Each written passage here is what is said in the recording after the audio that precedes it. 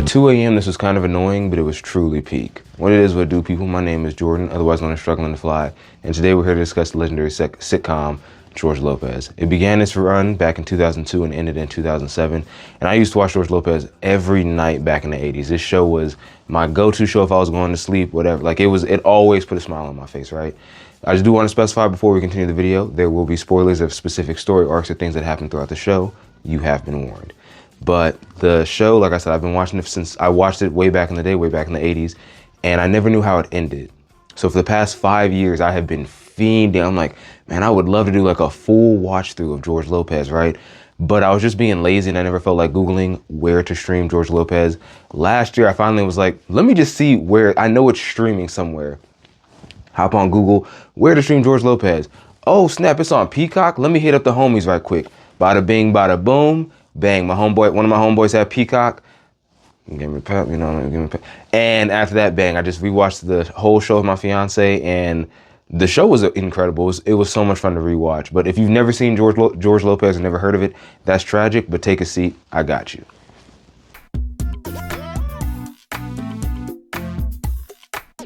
So first off, the show started out with a pilot season or a pilot episode, right? OGs know what I'm talking about. Way back in the day before Netflix ruined everything, a network would give, a TV show. They'd be like, hey, make us a pilot, or here's a pilot season. Show us what you got. If we like it, we'll pick it up. If not, we're going to pass on it, right? They gave George Lopez 4 episodes to cook, and that's exactly what he did. He immediately laid the groundwork for this legendary sitcom, right? So the show starts out and you meet George Lopez. He is a factory worker at this aviation factory. He worked there for 15 years, busted his ass. He was a line worker, busted his ass, worked hard, and he was recently promoted to manager, right? George has no college education, and he grew up without his father, like never had a dad, right? Cool. Then you're introduced to his wife, played by Constance Mary. Her name is Angie. You're introduced to his dickhead of a daughter, Carmen, played by Masila Lucia. I may be saying her name wrong, or others. I apologize if I do. Then you're introduced to his son, Max. So I believe it's 7 or 8 when they first started filming the show, right? Cool.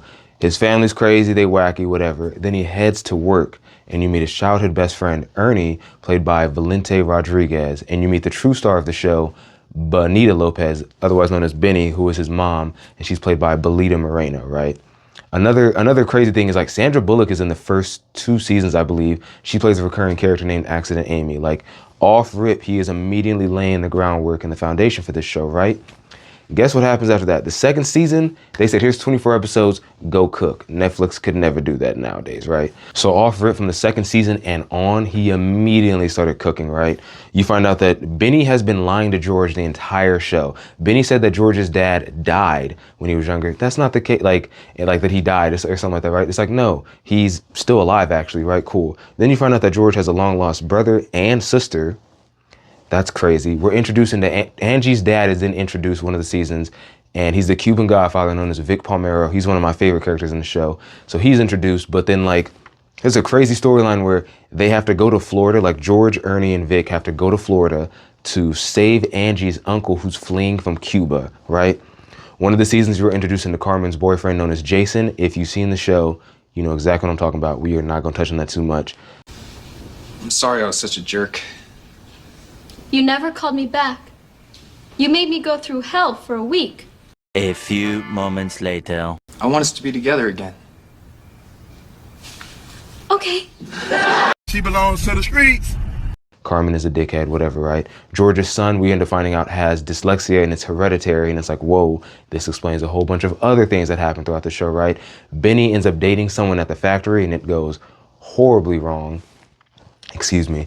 And then Ernie ends up falling in love with this woman and he gets played. Like, there's a bunch of crazy story arcs and it's kind of goofy, it's a little silly, but like the show still always remains grounded and somewhat normal, right? Like one of the episodes, George has beef with the dentist, and then like there's another episode where there's earthquakes that are hitting LA and it's constantly triggering George's.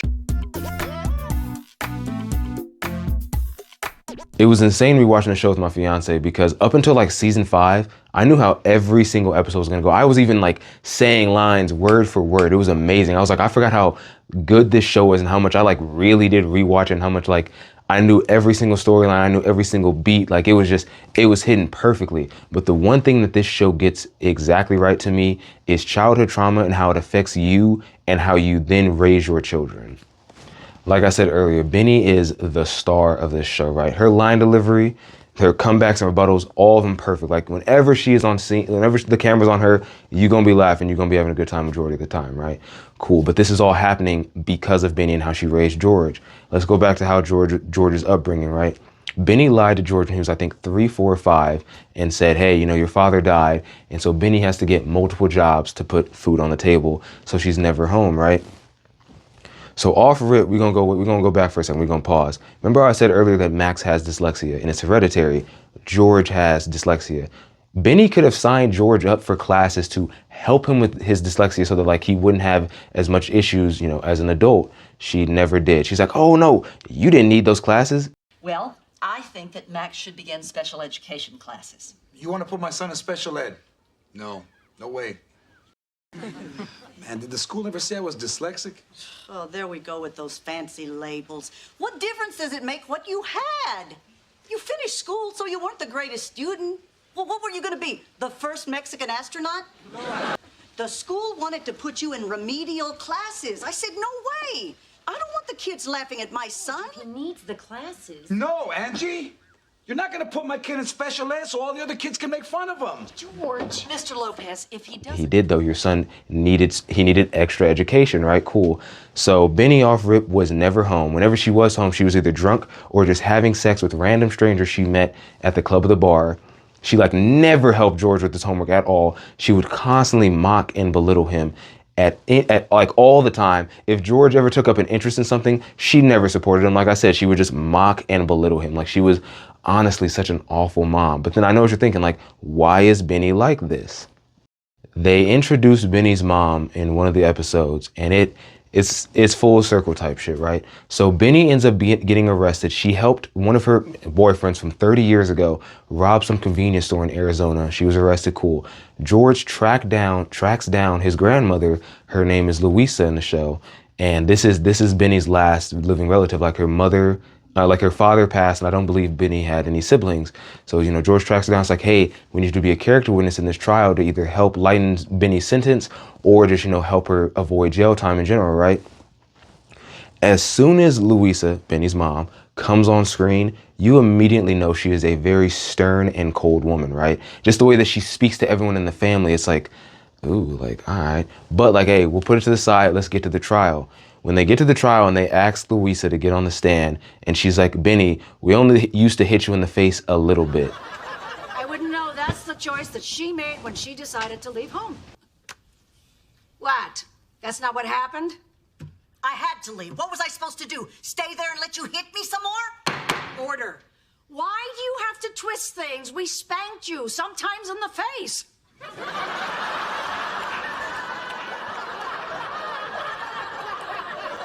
You shouldn't have done that. Well, you got what you deserve for running around like a little whore. We only used to hit you in the face a little bit because you wouldn't listen.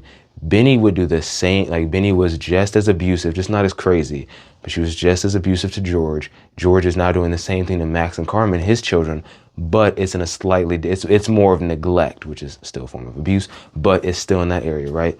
And I remember, like, obviously when I was a kid, I was like, this is such a funny show, haha. But like with this rewatch, I was like, nah, this show got layers, bro. Like it's crazy. No! Layers! Onions have layers. Ogres have layers. Onions have layers. You get it. We both have layers.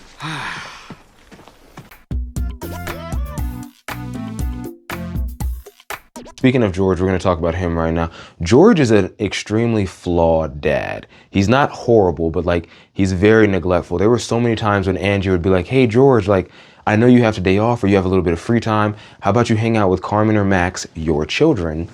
You know, Carmen may want to do this or Max wants to do this. They're like, oh, go to the mall and go shopping with them. He would always come up with some lie or some excuse to just not hang out with his children. Like, Damn it, Jack, this isn't fair. How can you make me work on Christmas Eve? I am going to Miami with my family, and there's nothing that you can say that will stop me.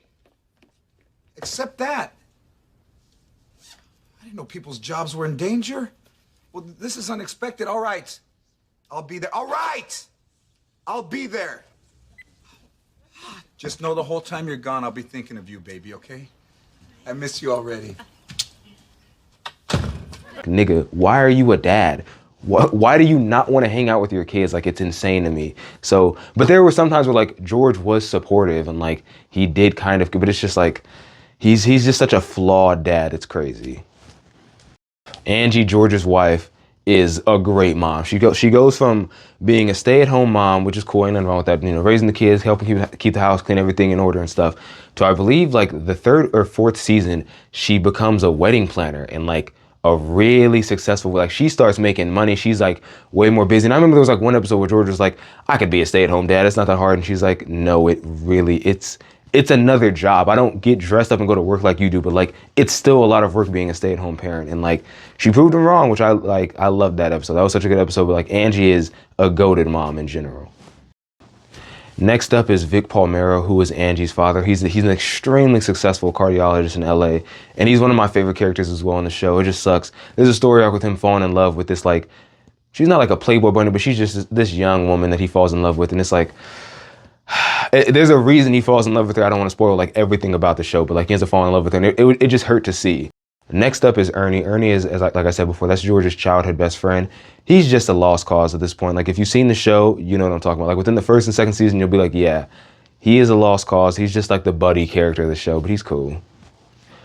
Carmen Lopez got to be one of the worst TV daughters ever written. Like she's so dumb. She's such a dickhead. It's crazy. I haven't seen every sitcom. I don't like this is like one of the few sitcoms I've seen, but I'm like, damn, she is just so stupid. She got kicked out of multiple schools in LA. She ended up running away. Like her parents then they got her into a private school, and I think she stayed at the private school. She like flunked out, but it's just like, why are you so, like, why do you hate your parents? They do, like, when I say George and Angie, like George, like I said, he is neglectful, but like they sacrifice so much for her, and she's just like, no, I want to be treated like an adult. The rules. I proved I could handle myself on my own, Mom. I want to be treated like an adult. You want to be treated like an adult? Yeah. Okay. The rents due the 1st. You guys don't treat me with this, and it's like, what are you talking about? Like they are doing so much for you, and you're just like spitting on it. Like like I hated Carmen so much. It's insane. The actress who plays Carmen, though, she ended up having creative differences, and they wrote her out of the show. But they wrote it, the way they did it was like perfect. It was peak. So Carmen is going to college, and it's like, oh, you know, she graduated, she's going to college, cool. Wrote her out of the show, and they wrote in George's niece, played by Amy Garcia, Veronica Palmero, right? Cool. So it was an immediate transition. She's introduced because George is the trustee of her trust fund. When I say that Palmero they got that Rockefeller money, and Veronica's like 19 or 20, and they're like, and like her mom had passed, and she's like, I don't trust you with this money. The only person I trust in the world is George Lopez. And George is like, what? That arc is so funny. I love that arc so much. But that is when she is introduced. And I remember I was watching Lucifer, and I was like, hold up. I was like, isn't that the shorty from George Lopez? She plays a forensics specialist in Lucifer. Another great show. Next up, I'm telling you, man, Benita Lopez. She's the true star of the show.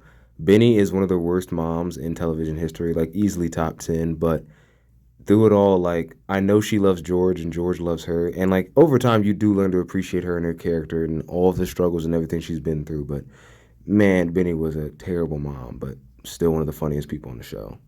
And lastly, George and Angie's son, Max. Max, when they introduced him in the show, like I believe he's 8, maybe 9 years old, maybe 10. I really cannot remember, but like he's introduced very young, and Max isn't on no crazy-ish like Carmen. Like he just be chilling. He like I said, he has dyslexia, and he'd be arguing with his parents, but like he's still growing up. He's still a kid.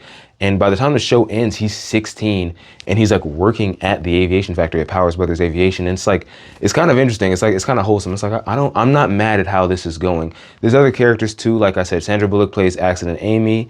And then there's like guest characters too. They have Michael Clark Duncan, R.I.P. He plays George's dentist. Like they get a lot of big names in the show. One of the, oh snap, what is his name?